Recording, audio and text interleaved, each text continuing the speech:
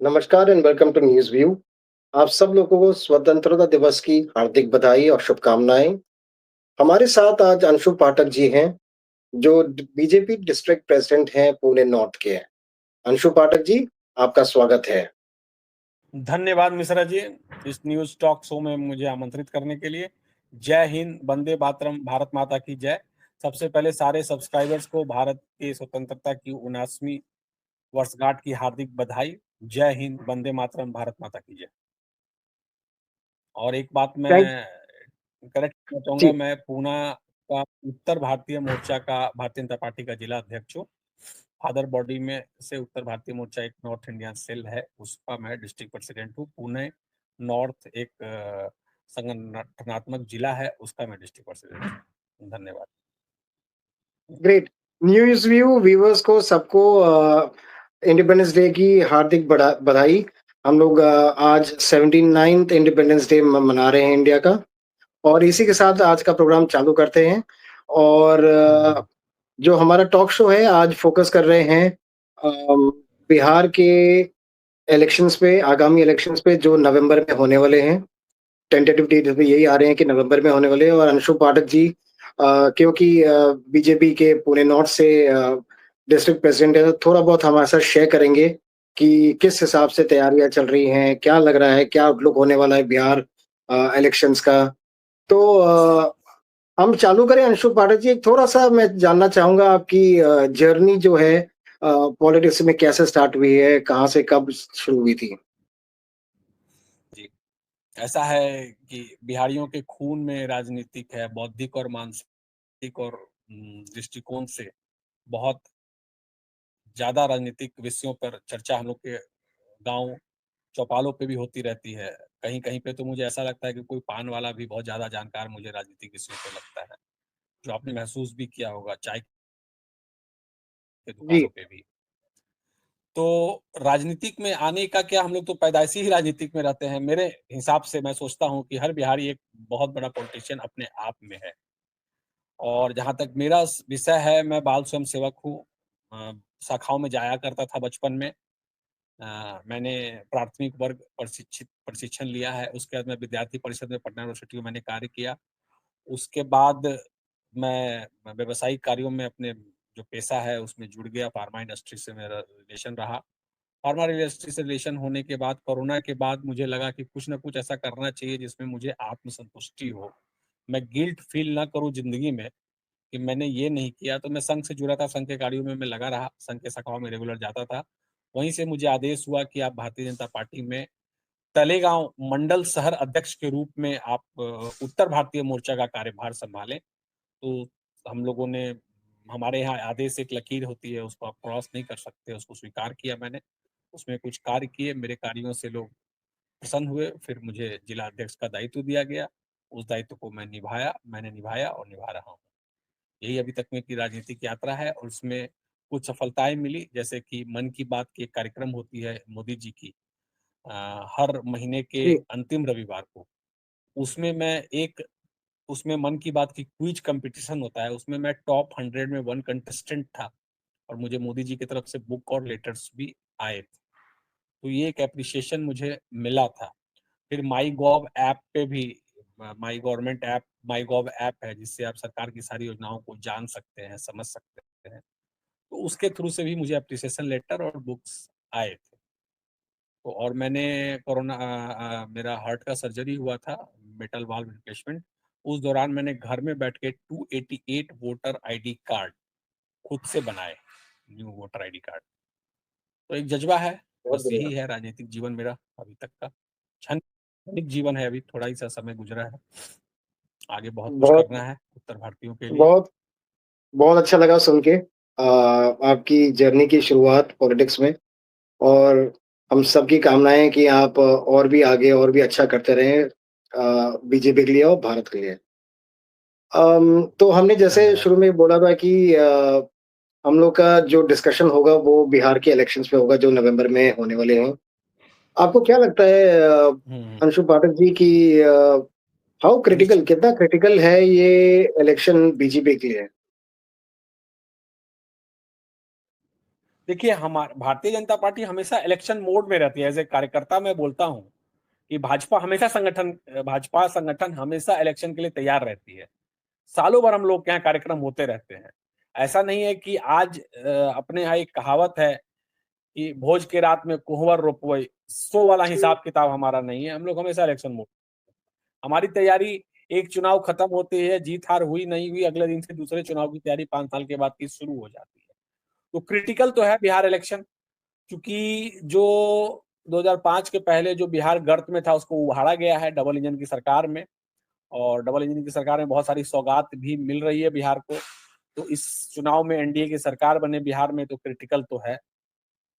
आप बिहार से वाकिफ़ हैं अच्छी तरीके से। क्रिटिकल तो है, इसमें कोई दो राय नहीं है, चुनाव तो जी, क्रिटिकल है। लेकिन हमारी तैयारी पक्की है और मुझे पूरी उम्मीद है कि जनता जनार्दन का जैसे बाकी राज्यों में हमें आशीर्वाद मिला, यहाँ भी आशीर्वाद मिलेगा। क्योंकि मोदी जी का सबसे सफल नेतृत्व और हमारे काम करके दिखाने की जो आदत है, जो बाकी राज्यों में भी देखी गई। कहीं आप अगर मिश्रा जी आप खुद अनुभवी हैं, खुद आपको अनुभव होगा इन सारी चीज़ों का, आपने रीड भी किया होगा बहुत जगहों पर, कि भारतीय जनता पार्टी की जी। सरकार जहाँ पे पहली बार आई, वहाँ पर रिपीट भी सरकारें हुई हैं।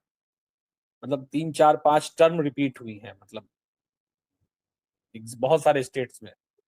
तो ये रिपीट का कारण ये है कि हम लोग सीधा जनता के लिए काम करते हैं और हमारे पार्टी के पुरोधा पंडित दीनदयाल उपाध्याय जी ने जो अंत्योदय, एक इकोनॉमिक्स की किताब अंत्योदय लिखी थी, कि गरीबों तक कैसे, मतलब समाज के अंत तक कैसे कोई योजना पहुँचे। उसके लिए मोदी जी काम कर ही रहे हैं, डीबीटी डायरेक्ट बेनिफिट ट्रांसफर के थ्रू। तो हमें उम्मीद है कि हमें बिहार चुनाव में जीत हासिल होगी, और हर चुनाव क्रिटिकल होता है, हम लोग किसी चुनाव को ईज़िली नहीं लेते हैं। ये हमारी पार्टी की परिपाटी है शुरू से, जब हम 2 सांसद थे तब भी, और 240 हैं आज तब भी। Right sir.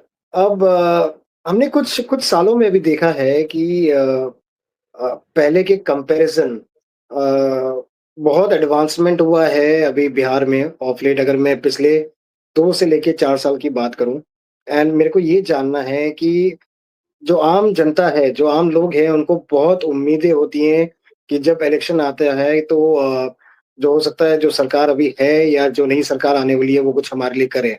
और मेरा क्वेश्चन, अगला क्वेश्चन आपसे यही है कि बिहार की जनता जो है, अभी आपको क्या लगता है कि उनको सबसे ज़्यादा किस चीज़ की ज़रूरत है नेक्स्ट गवर्नमेंट जो भी फ़ॉर्म करेगा उस? अभी सबसे ज़्यादा देखिए, रोड मैप तो तैयार हो चुका है, ठीक है। अभी सबसे ज़्यादा ज़रूरत बिहार की जनता को है कि वहाँ से लोगों का पलायन रुके, फैक्ट्रियाँ जो लोग कमाने गुजरात और दूसरे राज्यों में जाते हैं, महाराष्ट्र में, हरियाणा में, पंजाब में, वो बिहार में ही उनको कमाई की उतनी साधन उपलब्ध हो, ये सबसे ज़्यादा आवश्यकता है। भारतीय जनता पार्टी के कार्यकर्ता के रूप में मेरी अपेक्षा है, और एक बिहारी होने के रूप में मेरी अपेक्षा है कि बहुत ज़्यादा कल कारखाने लगें। क्योंकि आपको पता ही है कि बीमारू राज्य से बहुत सारे राज्य उठ गए, लेकिन बिहार अभी भी बीमारू राज्य के कैटेगरी में ही गिना जाता है, क्योंकि जीडीपी हम लोग उतना कंट्रीब्यूट नहीं कर पाते हैं इंडियन इकोनॉमी में। तो और ये मेरी सबसे बड़ी अपेक्षा है कि इंडस्ट्रियलिस्ट हैं, इंडस्ट्री लगे, और इंडस्ट्रियाँ लग भी रही हैं। इथेनॉल का प्लांट आप देखिएगा तो बायोफ्यूल का प्लांट बहुत जगह लगा है, मुज़फ्फरपुर में लगा है, 2-3 मधुबनी में लगा है। इस हिसाब से तो हो ही रहा है, और जो कार्य कर रहा है उसको मौका देना चाहिए। बाकी तो जनता जनार्दन मालिक है। जनता के आगे सब नतमस्तक है, लेकिन हम लोग पूरे तरीके से ये हैं। सबसे ज़्यादा सही नीड बोला। अभी अ, बिहार में इंडस्ट्री की है, जिसमें स्टार्टअप्स भी हों, आईटी इंडस्ट्री भी आए, क्योंकि बहुत सारे हमारे ही मिथिलांचल के क्षेत्र के बंदे जो आईआईटीएन हैं या इंजीनियर्स हैं, वो दूसरे-दूसरे राज्यों में आईटी कंपनी के लिए काम करते हैं। आईटी कंपनी की जो इंफ्रास्ट्रक्चर है, वो कोई बहुत ज़्यादा इंफ्रास्ट्रक्चर की ज़रूरत नहीं पड़ती है, और हमको लगता है कि उस इंफ्रास्ट्रक्चर पर ध्यान दिया जा रहा है एनडीए गवर्नमेंट में। एयरपोर्ट सुधारा गया है, 2-2 एयरपोर्ट हो गए हैं, और सड़कें सुधारी जा रही हैं, कानून व्यवस्था सुधारा जो है ठीक। तो आईटीज़ आएँगे तो बच्चे अपने यहाँ काम करेंगे, तो अपने लिए अच्छा रहेगा, उनके लिए भी अच्छा रहेगा।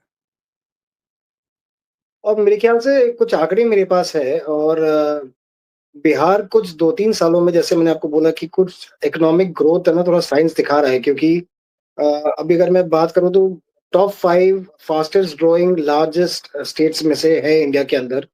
अगर हम हुँ, 2024-25 की बात करें, तो जो जीडीपी ग्रोथ हुआ है वो 8.64% है।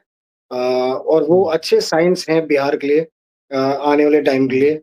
और अगर रिलेटिवली बात करूँ दूसरों स्टेट के, तो जहाँ पे पर कैपिटा जो है ग्रोथ वो 6.84% है।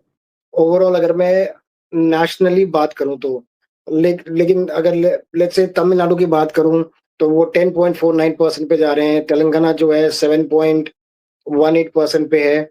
और इनफैक्ट केरला से भी अच्छा कर रहा है। केरला का जीडीपी जो है वो 5.39% पे है, और पंजाब का 4.33% पे है। तो मेरे ख्याल से काफ़ी अच्छा ग्रोथ पैटर्न दिख रहा है 2-3 साल में, और लोगों को बहुत उम्मीद होगी कि इसी पैटर्न को आगे और बढ़ाया जाए, जो भी नेक्स्ट सरकार आएगी आगे आने वाले टाइम में या इलेक्शन में जीतने के बाद। देखिए ये मैं जो आपने बोला जी, नेशनल ग्रोथ से जीडीपी नेशनल जो जीडीपी एवरेज है, नेशनल ग्रोथ से बिहार का एवरेज ज़्यादा है। तो एक प्रकृति में एक बात कही गई, जिसका उत्थान होता है उसका पतन होता है, जिसका पतन होता है उसका उत्थान होता है। तो बिहार का उत्थान अब जारी है। बिहार अपने स्वर्णिम काल के लिए लौट रहा है। जो मगध के समय मगध साम्राज्य जो था, मगध साम्राज्य की बात छोड़िए, हाल फिलहाल में दरभंगा महाराज भी जो थे, जिन्होंने भारत देश के लिए कितना कंट्रीब्यूट किया है युद्ध में, चाहे सोना देना हो या अपनी मकाने, कितने जगहों पर उन्होंने दान नहीं किया शिक्षा के क्षेत्र में। तो अब हम लोग उस पटरी पे दौड़ चुके हैं, तो जीडीपी बढ़ेगा ही, क्योंकि इंफ्रास्ट्रक्चर पर काम अपने यहाँ नहीं हुआ था, हो रहा है। तो जीडीपी और बढ़ेगा और हम लोग ग्रोथ को पा लेंगे। और इस स्पीड को बढ़ाने के लिए ज़रूरत है कि एनडीए की सरकार फिर से दोबारा पटरी पर आए। और मुझको सर मैं भरोसा आपसे है एक कि और चीज़ जनता। जी, जी, बोलिए। जी, जी, मिश्रा जी बोलिए। मैं आपसे एक और चीज़ जानना चाहता हूँ सर। अब जब हम बिहार के इलेक्शन की बात कर रहे हैं, तो उसमें हुँ, जो महागठबंधन है या जो इंडी हुँ, अलायंस है, हुँ, अब वो तो आमने-सामने होंगी, बीच एनडीए के आमने-सामने होंगे हुँ। जो बीजेपी का इलेक्शन होगा। आप कैसे देखते हैं ये, अ, कैसे पैन आउट करेगा, या क्या आपको लग रहा है कि इंडी अलायंस का रोल रहेगा इस इलेक्शन में? देखिए जहाँ तक अलायंसेस की बात है, तो अलायंस चलाने का सबसे बड़ा अनुभव तो भारतीय जनता पार्टी के पास है। वाजपेयी जी ने ही सबसे पहले अलायंस गवर्नमेंट की शुरुआत की थी और 5 साल पहला टर्म हम लोगों ने पूरा किया था एनडीए के रूप में। उसके बाद यूपीए 1, यूपीए 2 आई, कितनी पार्टियाँ गई, कितनी पार्टियाँ आई।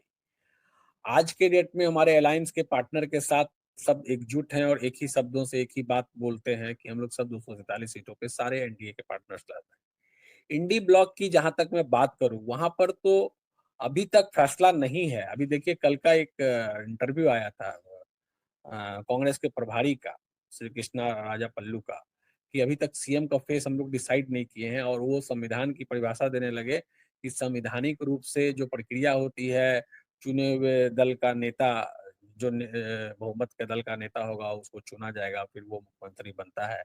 अभी कोई डिसाइड नहीं हुआ है, तो इंडिया गठबंधन में तो अभी इतनी पेचें चल रही हैं। जहां तक रही बात इंडिया गठबंधन की, तो एक तरफ ऐसी पार्टी है जिसने बिहार को लालटेन युग की तरफ ढकेल दिया। अब आप सोचिए कि हम लोग जिस पीढ़ी से हैं, मिश्रा जी आप भी उसी पीढ़ी से हैं।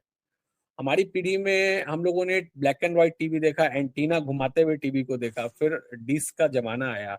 फिर आपको भी याद होगा वीसीआर और वीसीपीज़ लेकर के हम लोग पिक्चर देखने बैठते थे, जनरेटर लगता था उसके लिए। कभी-कभी क्या होता था कि ऐसे ही घर में सीडी प्लेयर आ गया और लग गया, तो दुकान वाला जिससे हम लोगों ने सीडी प्लेयर लिया है भाड़े पे, वो 3-3 दिन लौट के जाता था, चूँकि वो सीडी प्लेयर हम लोग नहीं खाली कर सकते थे, क्योंकि उसमें सीडी लगी रहती थी और वो लाइट ऑफ रहने की वजह से हम लोग उसमें से सीडी इजेक्ट नहीं कर पाते थे। ये चीज़ें तो आपने भी महसूस करी होगी, ये कुछ बोलने की बातें नहीं है। तो इन लोगों ने लालटेन युग का तो दिया ही है, और इनके शासनकाल को तो अच्छी तरीके से जानेंगे, बाद में मैं बताऊँगा थोड़ी देर के बाद इंटरव्यू के बीच में ही, कि इन लोगों ने क्या-क्या नहीं किया। तो इंडी गठबंधन हमारे सामने कहीं नहीं टिकती है, और जनता आज के डेट में बहुत समझदार है, और तो मैं मानता हूँ कि बिहार ही एक ऐसी भूमि है जहां से गणराज्य की शुरुआत हुई। सबसे पहले लिच्छवियों का गणराज्य था, और आज आज का नहीं है ये, 3-3,500 वर्ष पूर्व की बात है, और ये स्क्रिप्टेड है। इसमें कहीं कोई कहानी या मनगढ़ंत कथा नहीं है, ये कोई पंचतंत्र की कहानियां नहीं है, या कोई कथा नहीं है जातक कथा टाइप की, ये सच है। तो बिहार के लोग बौद्धिक रूप से, मानसिक रूप से इतने विकसित है, राजनीतिक रूप से इतने सक्षम हैं कि वो जानते हैं कि कौन सा व्यक्ति या कौन सा संगठन हमको आगे खींच के लेके जाएगा। बढ़िया। सर एक और जहाँ पे हम इंडी अलायंस और इनकी बात कर रहे हैं, बीजेपी की बात कर रहे हैं, तो वहाँ पे बहुत लाजमी और बहुत इम्पोर्टेंट हो जाता है डिस्कस करना प्रशांत किशोर को। मेरे ख्याल से अक्टूबर 2024 में उन्होंने कुछ अपना लॉन्च किया था, अपना पॉलिटिकल क्या स्टंट जो लॉन्च किया था उन्होंने अपना। तो आप क्या देखते हैं प्रशांत किशोर का इन्वॉल्वमेंट, और किस दिशा में जाएगा, उनकी उनकी पार्टी किस दिशा में जाएगी, कैसा परफॉर्म करेगी? 2 अक्टूबर 2024 को उन्होंने जन स्वराज की स्थापना की थी पार्टी की, मैं क्लियर जी। करूं।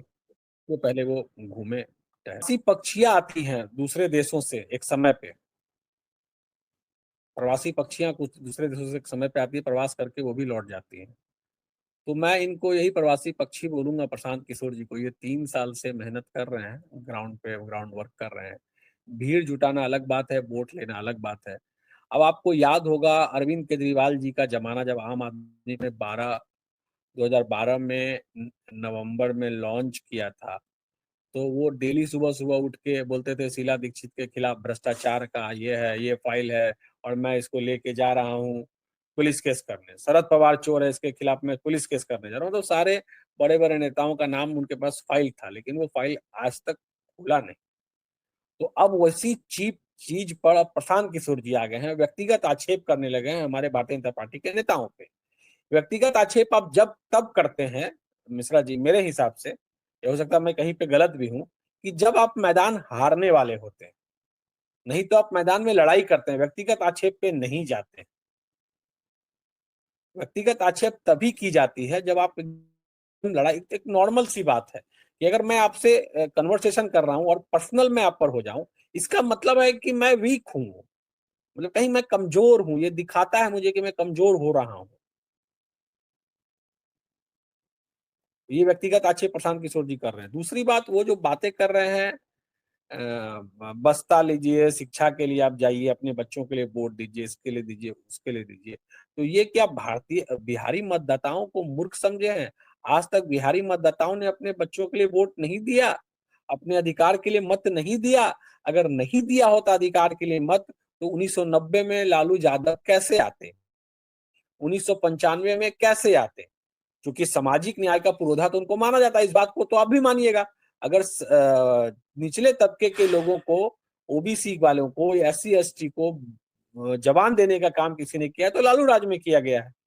गुंडागर्दी भी एक्सट्रीम पर थी, लेकिन जवान तो दिया गया, बोली चाली तो दी गई लोगों को। तो काम, तो आप जो है व्यक्तिगत आक्षेप करो, इसका मतलब आपकी जमीन नहीं है। भीड़ जुटाना अलग बात है, और वो भीड़ वोट में आएगी कि नहीं आएगी, ये तो बड़ा मुश्किल है कहना। और बाकी तो जनता डिसाइड है, जनता जनार्दन ज्यादा समझदार है हम लोगों से। मुझे तो यही लगता है कि एक साइकोलॉजी बोलती है कि अगर आप पर्सनल अटैक किसी पे करते हैं, पर्सनल, इन पर्सनल, तो इसका मतलब यही है कि आप अपनी जमीन खो चुके हैं, आपके पास कोई आधार नहीं बचा है कुछ बातें करने की। क्योंकि प्रशांत किशोर जी भी उसी एज ग्रुप से आते हैं जिस एज ग्रुप से आप आते हो, मैं आता हूं। अब प्रशांत किशोर जी ने चुनाव जिताया, हराया, जहां पर जिताया ठीक है, जहां पे हराया वो उनके लिए दूसरा रीजन हो जाता है। 17 में वो दो दो छोरों की जोड़ी करके यूपी में आए, नहीं चल पाए।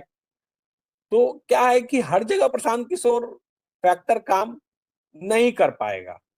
और बिहार की राजनीति को तो आप अच्छी तरीके से आप जानते हैं, जहां पे मतलब 5 भाषाएं एक राज्य में बोली जाती हो।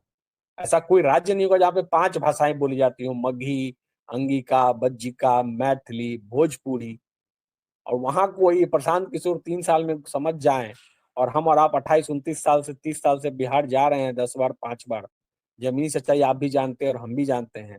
और आप चूंकि आपका रिसर्च और गहन आपका अध्ययन है, तो आपको भी पता ही होगा कि प्रशांत किशोर का फैक्टर कितना काम करेगा। एकदम नहीं, मैं आपकी बात समझ रहा हूँ यहाँ पे पाठक जी, लेकिन मैंने आपसे ये सवाल इसलिए रखा था क्योंकि 2014 में जब मोदी सरकार बनी थी, तो प्रशांत किशोर जी का बहुत बड़ा हाथ था, जो बैकग्राउंड में उन्होंने काम किया था। हमने देखा वेस्ट बंगाल में भी जो ममता बनर्जी आई हैं चीफ मिनिस्टर बन के, तो प्रशांत किशोर जी का बहुत बड़ा हाथ है कि वहाँ पे बैकग्राउंड में जितना भी उन्होंने एनालिसिस और ये सब चीज़ें करके दी थी, स्ट्रैटेजी और ये सब फॉर्म करने में। और ये इसलिए मैंने आपसे ये क्वेश्चन वहाँ पे रखा था। मेरे को यकीन है कि प्रशांत किशोर जी को भी और टाइम लगेगा, लेकिन अ, कहीं न कहीं मेरे ख्याल से 10-12% वोट शेयर वो कहीं न कहीं किसी का खाएँगे, किसी पार्टी का। प्रशांत किशोर जी, देखिए क्या होता है, अगर कप्तान जीतता है तो गाली कप्तान को तो ताली भी कप्तान को मिलती है, ठीक है। प्रशांत किशोर जी, नीतीश कुमार जी का एक अलग ऑरा है, लालू जी का अलग ऑरा था, उनको मिला के महागठबंधन बना के चुनाव जीत गए। 17 में कहाँ गया प्रशांत किशोर जी का वो स्ट्रेटजी। ममता बनर्जी का स्वयं का ऑरा इतना स्ट्रांग था पश्चिम बंगाल में। ममता बनर्जी कितना संघर्ष करके सीपीएम को उखाड़ के आई हैं। तो क्या होता है ना कि आप पर्सनल किसी के ऑरा से क्या होता है, एड ऑन आप करते हो। यूपी में आप कहाँ वो कमाल कर पाए। अभी फिर आप देखिए तमिलनाडु के चुनाव में उन्होंने स्टालिन को छोड़ के उनको अभिनेता कौन है, विजयन को पकड़ा है। देखिए क्या कर पाते हैं। क्या होता है कि नारा लिखना अलग बात है। कोई भी आदमी कंटेंट लिख सकता है, लेकिन उसको बोलने की कला और शैली और कहां पर कब बोलना है, डायलॉग डिलीवरी, ये तो जो फ्रंट में वही बोलेगा ना, बैक स्टेज तो नहीं बोल सकता है। तो मैं मानता हूं प्रशांत किशोर जी अच्छे ओरेटर हैं, अच्छे वक्ता हैं, रिसर्च किए होंगे। लेकिन मेरा पर्सनल सोच यही है कि अगर वो व्यक्तिगत आक्षेप कर रहे हैं, इसका तात्पर्य ये है कि वो जमीन खो चुके हैं। जो आदमी सर ये बिहारी अस्मिता जी। और बिहारी बच्चों के अधिकार की बात करते हैं, हाँ बोलिए। जी जी जी। नहीं, नहीं, बोलिए, प्लीज़। नहीं, बोला था कि जो आदमी बिहारी अस्मिता और बिहारी इसकी बात करते करते अचानक से पर्सनल आक्षेप पे आ जाए, किसने कहाँ पैसा लिया, किसने क्या किया नहीं किया, ये तो बात की बातें है ना। आप चुनाव के जीतने के बाद आप प्रमाणित करोगे तो न्यायालय के हिसाब से सब कुछ होंगी।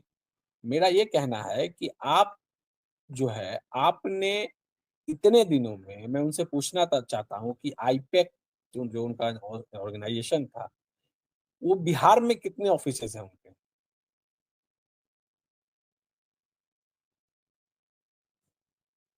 बिहार में उनके कितने ऑफिसेज हैं।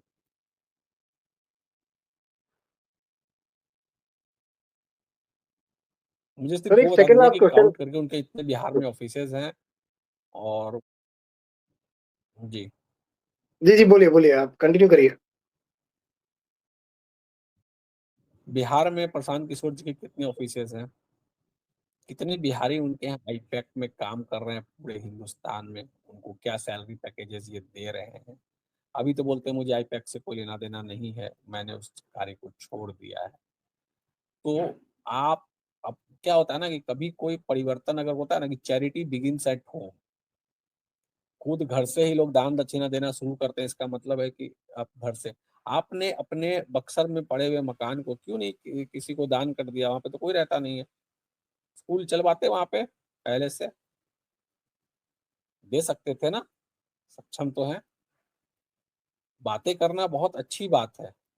देखिए मैं उस स्कूल से हूँ मिश्रा जी, कि बंकिम चंद्र चट्टोपाध्याय ने जब वो आनंद मठ लिखा, उसमें जिस सन्यासी विद्रोह की चर्चा की गई, उस सन्यासी विद्रोह के में हमारे कुल के ही भवानी चरण पाठक जी ने उसका नेतृत्व किया था, ठीक है। तो हम लोग उस उनके कुल से हैं, उनके वंशज से हैं।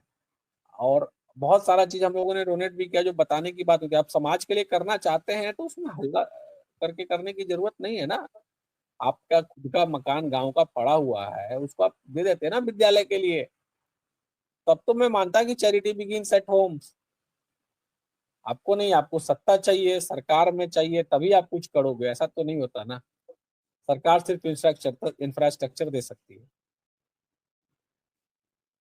मूलभूत सुविधाएं आवश्यकता प्रदान कर सकती है, उसको लेने का अधिकार तो देखिए राज्य संविधान इस ढंग से अपना बना है कि राज्य के नीति निर्देशक तत्व हैं, राज्य को नागरिक के लिए क्या करना है वो लिखा है, लेकिन मौलिक अधिकार और मौलिक कर्तव्य भी नागरिक के हैं कि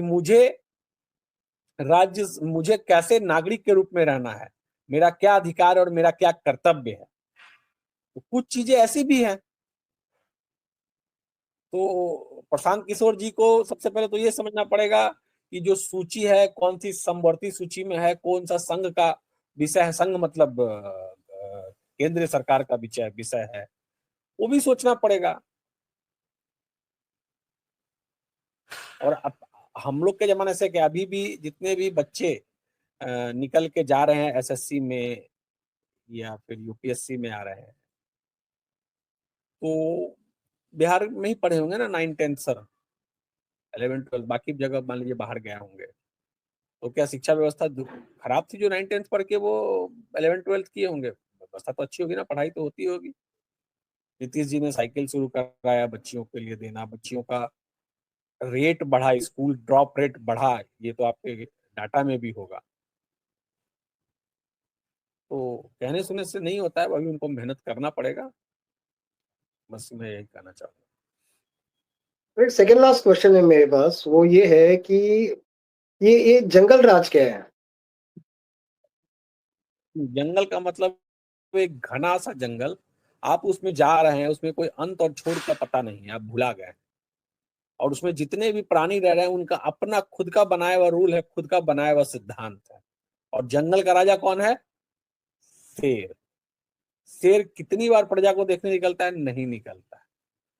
तो उस समय की जो व्यवस्था थी, 90 से 2005 की व्यवस्था थी, इतने नरसंहार हुए, हर साल में एक नरसंहार हुआ। 12 में, 92 में इचारी में हुआ, 94 में जी कृष्णैया को मार दिया गया, दलित तो डीएम को मार दिया गया, 95 में, 96 में नरसंहार हुआ, 99 में सेना, एक समानांतर पैरल गवर्नमेंट चला, साधु यादव सुभाष यादव, शादियां होती थी उनकी बेटियां की, और नुकसान कौन सा था? व्यापारी वर्ग। उनके दुकानों से सोफा सेट लूट जाता था, उनके दुकानों से गाड़ियां लूट ली जाती थी, वो गाड़ियां जाती थी शादी में अटेंड करने के लिए। उसको अब क्या कहिएगा? जंगल राज कहिएगा कि मंगल राज कहिएगा? एक बात। दूसरी बात, शिक्षकों को वेतन 3-3 महीना नहीं मिलता था। 3-3 महीना शिक्षक बिना वेतन के रहते थे, स्कूलों में हड़ताल रहती थी। 3 महीना तो मैं खुद नहीं स्कूल गया हूं, मेरे घर वाले पूछते थे कि स्कूल जाओगे कि नहीं। उसके बाद देखिए, कहीं भी किसी भी राज्य में आप रेवेन्यू जनरेट नहीं करोगे तो फिर राज्य का भला और विकास कैसे होगा? आप रेवेन्यू को ही में लात मार दोगे। ट्रांसपोर्टेशन एक बहुत बड़ा चीज था बिहार में, ट्रांसपोर्टेशन के लिए आपने सड़क नहीं बनाया, वो तो छोड़ दीजिए सड़क। आपने क्या किया कि ट्रांसपोर्टेशन के लिए जो जितने भी प्राइवेट एजेंसीज थे उनकी बसेस चलती थी, और बिहार राज्य परिवहन निगम के कर्मचारी जहर खा के मर गए। उनको 6-6, 10-10 साल, 12-12 साल तक वेतन नहीं दिया गया। तो ये, और ऐसा नहीं है, देखिए मिश्रा जी, ये व्यवस्था शुरू से, आज जीएसटी है, पहले वैट था, उसके पहले कोई और टैक्सेशन था। जितना आप टैक्स सरकार को देते थे उतना आपको रेवेन्यू सरकार, केंद्र सरकार देती थी फंड। अगर वो अनयूज्ड होता था तो वो लॉक हो जाता था फंड नेक्स्ट फाइनेंशियल ईयर के लिए। अब वेतन ही नहीं देते कर्मचारियों को। मैंने देखा कितने कर्मचारियों को वेतन की वजह से परेशान रहते थे, उनको किराया का मकान मालिक भगा दिया करता था। अब आप किसको क्या कहेगा? मंगल राज की जंगल राज? दुर्गा पूजा में लड़की घूम रही है, उसको रातों रात उठा करके उसका बलात्कार किया गया। विपक्ष का नेता आज राहुल गांधी जी इतना चिल्ला चिल्ला के बोल रहे हैं, लालू जी के राज में वो अगर विपक्ष के नेता रहते, सुशील मोदी जी ने झेला है, स्वर्गीय सुशील मोदी जी ने झेला है, उनके घर पे पत्थर चलती थी, गालियां उनको फोन पर दिया जाता था, उनको लिटरली डराया धमकाया जाता था, उसको अब क्या कहेंगे? व्यापारी वर्ग पटना से अच्छे अच्छे बड़े बड़े व्यापारी वर्ग छोड़ दिए। अगर आप बड़ी गाड़ी खरीदते थे पटना में तो आपको भय लगता था कि कब वो गाड़ी उठ के मुख्यमंत्री निवास चली जाए। एक डॉक्टर थे गया के, उस डॉक्टर को एक विधायक में नाम नहीं लूंगा जो अभी सांसद है, वो गाड़ी लेके आए, डॉक्टर साहब लाइए मैं घुमा के लाता हूँ, दोस्ती यारी में डॉक्टर साहब ने दे दिया वो गाड़ी। और वो गाड़ी जो है, जब डॉक्टर साहब फोन कर रहे हैं, कह रहे तुम आए नहीं आए नहीं, अरे सर हम तो दे दिए, उसको दे दिए, उसको दे दिए, कहानी करने लगा। बाद में पता चला कि वो मुख्यमंत्री निवास गया, देखा वो गाड़ी बगल में लगा हुआ है। और जब बोला गया तो उस समय के तत्कालीन मुख्यमंत्री ने उनको 3 लाख रुपया दे दिया। उस समय गाड़ी आई थी मारुति की सुजुकी करके, एक याद नहीं आ रहा मुझे नाम, लंबी सी गाड़ी थी, सीडेन कार लॉन्च ही हुई थी। मे फेयर एक होटल था पटना मारुति में, स्टीम तो नहीं था? Maruti Esteem VXI top model. Mayfair एक होटल था पटना में, बांकीपुर जेल के सामने, बहुत अच्छा होटल था, पंजाबी का होटल था, बहुत चलता था। उसको याद एक पार्टिकुलर जाति ने खाली करवा दिया, और मे फेयर वाला यहाँ से बांध के चला गया लुधियाना, लुधियाना में उसका बिजनेस अच्छा चल रहा है। ऐसे बहुत सारे व्यवसायी हैं, मारवाड़ी लोग भागलपुर से, दरभंगा से, कई कई शहरों से छोड़ के चले गए। तो ये तो जंगल राज में और क्या चाहिए आपको? महिलाएं सुरक्षित नहीं, बच्चे सुरक्षित नहीं, अस्पतालों में दवाइयां नहीं, टीचर्स को वेतन नहीं, सड़कें ठीक नहीं। रात में पटना से बेगूसराय का डिस्टेंस होगा हमको लगता है कि 100-110 किलोमीटर। लोग बोलता था कि रात हो गया तो पटने में रुक जाओ, बेगूसराय में बताना जो लुटा जाओगे। तो ये बहुत ज्यादा था बॉस, ये ऑर्गेनाइज्ड क्राइम था, और ये गवर्नमेंट के द्वारा सुनियोजित क्राइम होता था। मंत्री लोग, रिक्शा वाला कोई गलती कर दे उसका नाखून तक कबार लिया करते थे ये लोग। घटना आई है पेपर में, एक मर्डर हुआ शिल्पी जैन और गौतम का, हत्याकांड, नामो आज तक पता नहीं चला उसका मर्डर किसने किया। तो ऐसे लाखों उदाहरण है, मैं क्या बोलूं। हमारी तो पूरी पीढ़ी को इस लालू जी के काल में, अब अगर देखिए दूसरा बात है ना कि ऐसा नहीं है कि बिहार में सिर्फ 90 और 2005 में ही लोग शासक रहे। 1937 से 1960 तक श्री कृष्ण बाबू अनुग्रह नारायण जी रहे, उसका विनोदानंद झा आए, फिर के कामराज जी का जो कामराज योजना आया, उसका फिर बदलते रहे कर्पूरी ठाकुर आए, कृष्ण वल्लभ सहाय आए, बिंदेश्वरी दुबे आए, भागवत आजाद आए, बहुत लोग आए, जगन्नाथ मिश्रा आए, जिनको चारा घोटाला में लोग बोलते हैं पार्टनर थे। अरे ठीक है, वो कर रहे थे तो आप भी करिएगा। मतलब यही हुआ ना कि जो कोई बच्चा रिजल्ट लेके आया तो बाप पूछा कि तुम्हारा रिजल्ट क्या हुआ, तो बोला फलना फेल कर गया। भोलाराम तूफानी जेल में मर गया, दलित मंत्री, उसके जिम्मेदार कौन थे? जंगल राज उसको नहीं बोलेंगे तो आप मंगल राज बोलिएगा। आप, मैं सीधा प्रश्न पूछता हूँ, सिंगापुर के जिस अस्पताल में उनका इलाज हुआ मिश्रा जी, उस इलाज में इंश्योरेंस नहीं चलता है, आपको इंश्योरेंस क्लेम नहीं कर सकते। बहुत अच्छी बात है, उनका इलाज अच्छे अस्पताल में हुआ, वो जीवित है, सब चीज सही है, लेकिन वह पैसे से होता है। अब आप सोचिए कि ये मुख्यमंत्री रहते हुए इनको जो वेतन मिलता होगा या पेंशन मिलता होगा, या इनकी पत्नी को मुख्यमंत्री रहते हुए वेतन या पेंशन मिलता ना, कोई व्यवसाय तो नहीं ना था, इनका तो व्यवसाय नहीं था, राजनीति की व्यवसाय था। तो इतना पैसा कहाँ से बन गया बॉस, कहाँ से आया पैसा? अगर हमारे कोई प्रवक्ता चारा चोर बोल देते हैं तो आजकल नए नए लोग आए, नई पीढ़ी के लोग, उनको बुरा लगता है। पैसा आया कहाँ से, सोचने की बात है ना, इतना पैसा कहाँ से आया? जिस अस्पताल में इंश्योरेंस नहीं होता है, उस अस्पताल में आप जाके इलाज करा रहे हैं पैसा देकर, तो कहाँ से आता है पैसा? अगर आपका सैलरी वेतन भी रोक जोड़ लिया जाए तो आप नहीं कर सकते हैं उतना। भ्रष्टाचार चरमोत्कर्ष पर था, सामाजिक समरसता नहीं थी, संघर्ष इतना था, इतने नरसंहार होते थे। आप अगर देखिएगा पलट के तो 1990 से लेके 2000 तक हर साल 3-4 संघर्ष, नरसंहार होते गए, जाति जाति पे आधारित नरसंहार होते गए। तो इसको क्या बोलिएगा? पुलिस का खौफ नहीं लोगों के बीच में, बच्चा मेरा घर से बाहर जा रहा है वापस आएगा कि नहीं आएगा, मेरी बेटी जा रही है घर से वापस आएगी कि नहीं आएगी, मैं जा रहा हूँ वापस सही सलामत आऊंगा कि नहीं आऊंगा, ये सब चीजें हुई हैं। तो ये कबूलने में कोई दो राय नहीं। आपको भी याद होगा 2-3 दिन हम लोग बिना लाइट के रहते थे, लालटेन युग था हम लोग का, लालटेन साफ करते थे, डिबड़ी में हम लोग पढ़ते थे। तो ये चीजें तो बिहार ने झेला, और मिथिलांचल ने तो खासकर वो दंश झेला। आज सड़कें मिथिलांचल की बनी है तो किसके राज में बनी है? हम लोग को दरभंगा और भंगा जाने में कितनी कठिनाई होती थी। 22 फीट का रोड था, दोनों तरफ अगर दो गाड़ियां चले आए पैरेलल में तो एक गाड़ी को नीचे झुकना पड़ता था। कितने लोगों की जाने गई। मुझे पता है कि जिनको पता लगता था कि ये वोटर हमारे दल के नहीं है, उनको घर से निकलने से पहले उनको डरा दिया जाता था। तो और क्या बोला जाए, वो तो धन हुआ राव जी का कि KN-TN सेशन का ये लोग आए, और फिर इन पर पाबंदी लगी, और फिर ये चीजें बदलाव हुई, क्रिमिनल्स बढ़ गए, हर जगह जातीय संघर्ष बढ़ गया।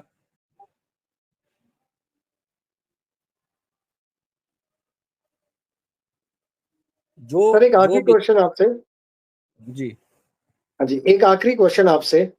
जी। अ, जब हम इलेक्शंस की बात करते हैं तो एक एक पैटर्न अभी देखने में आ रहा है करके लास्ट करीब 5-6 साल में कि हुँ, जो वुमेन वोटर हैं हुँ। उनका टर्नआउट बहुत ज़्यादा इंक्रीज़ हुआ है। अगर 59 अगर पॉइंट मैं 59% हाँ, हुआ। अगर मैं 2010 की बात करूँ, तो हुँ, वुमेन का टर्नआउट जो था वो 60% था 2010 के इलेक्शन में कंपेयर टू हुँ, 54% जो आदमी ने वोट किया था। हुँ, और हुँ, अगर मैं बात करूँ 2020 एकदम रीसेंट की बात करूँ 2020 के असेंबली इलेक्शन में, तो वहाँ पे भी आप देखेंगे पैटर्न सेम ही था। करीब 60-61% था वुमेन वोटर का और 53-54% था आपके मेन के वोटर्स का। तो क्या एक्सपेक्टेशन रखती है? और ये मैं तब वहाँ की बात कर रहा हूँ नॉर्दर्न बिहार की, जहाँ पे एनडीए का काफ़ी अच्छा मतलब सिक्योर्ड सीट्स है करके है। हुँ। तो वहाँ पे हम देख रहे हैं कि एक ट्रेंड बना जा रहा है जहाँ पे वुमेन वोटर्स इंक्रीज़ हो रहे हैं। देखिए, महिलाओं अ, को के लिए जो नीतीश जी, कुमार की सरकार ने, एनडीए की सरकार, महिलाएँ हमेशा अपना भला चाहती हैं, समझदार वोटर हैं। दारू बंद होने के बाद से उनके घर में खुशी की लहर हुई है कि भाई मेरे पति दारू पी के नहीं आते हैं, नशा नहीं करते हैं, और पढ़ाई-लिखाई में भी महिलाओं को टीचर्स में सब में जो आरक्षण है वो दिया गया है, पंचायत स्तर पे आरक्षण दिया गया है, तो इसका फ़ायदा तो मिलेगा ही। आप 2024 के इलेक्शन में भी देखिएगा, जो लोकसभा का चुनाव हुआ उसमें 57.06% अपना वुमेन्स का वोटर्स टर्नआउट था। तो हमेशा महिलाएँ अभी पंचायतों में भी मुखिया बन कर के जीत के मतलब पंचायतों में मुखिया बन रही हैं और अच्छा कार्य कर रही हैं। जो भी परंपरागत अपनी जो प्रणाली है उसमें कार्य कर रही है, कैच द रेन, या जितने भी फॉरेस्टेशन है, पर्यावरणकरण है या वृक्षारोपण है, सारे कार्यक्रम वो कर रही हैं, लाइब्रेरी बना रही हैं, तालाब बना रही हैं, तालाबों को जोड़ने की योजना है। तो निश्चित तौर पे महिलाओं का तो योगदान है ही और रहेगा भी। और अभी मोदी जी ने पेंशन भी बढ़ाया है, वृद्धा पेंशन, महिलाओं का पेंशन भी बढ़ा दिया है, तो फ़ायदा तो होगा, टर्नआउट बढ़ेगा। जी। मेरे ख्याल हुँ, से ज़्यादा टाइम नहीं रह गया अब इलेक्शंस में, नवंबर में ही इलेक्शन है और बिहार के वोटर्स जो इस बार इलेक्शन में वोट करेंगे उनको वो मिले जो वो चाहते हैं। मेरे ख्याल से मेन मुद्दा जो बिहार का हरदम ये रहा है, वो है एजुकेशन हो गया, वो आपका सुरक्षा हो गया। ये 2 चीज़ें हैं जो बिहार की जनता चाहती हैं और इम्प्रूवमेंट तो लास्ट 4 साल में देखा गया है। डेटा हम तो नहीं लेकिन डेटा ये कहता है और चांसेस ये है कि आने वाली सरकार जो आएगी, वो इसी डेटा को और अच्छा करेगी और बिहार की जनता को ये दोनों चीज़ें मिलेंगी। इसी के साथ अंशु पाठक जी बहुत-बहुत धन्यवाद कि आपने टाइम निकाला हमारे न्यूज़ व्यू कार्यक्रम के लिए। Um, thank you very much for coming to news view platform. Uh, आपका दिन शुभ हो। धन्यवाद। धन्यवाद। धन्यवाद मिश्रा जी कि आपने मुझे 15 अगस्त को ये मौका दिया पहला गेस्ट बनने का। आगे भी हम लोग मिलते रहेंगे, बातें करते रहेंगे। मुझे बहुत अच्छा लगा आपसे बात करके। आपका रिसर्च वर्क बहुत ही तगड़ा है। खासकर परसेंटेज और डाटा के बारे में जो बात कर रहे हैं, उसको और थोड़ा अच्छा करके रखिए ताकि अगली बार मैं भी अच्छे से तैयारी करके आऊँ मुस्तैदी से आपके रिसर्च वर्क को। और मैं आज 15 अगस्त की आपको बधाई देता हूँ। और रामनरेश त्रिपाठी जी की एक कविता में बोलना चाहूँगा, देश प्रेम वह पुण्य क्षेत्र है, अमल असीम त्याग से विकसित, जिसकी दिव्य रश्मियाँ पाकर मनुष्यता होती है विकसित। जय हिंद, वंदे मातरम, भारत माता की जय। धन्यवाद। बहुत बहुत नमस्कार। धन्यवाद मिश्रा जी आपका। जी। नमस्कार।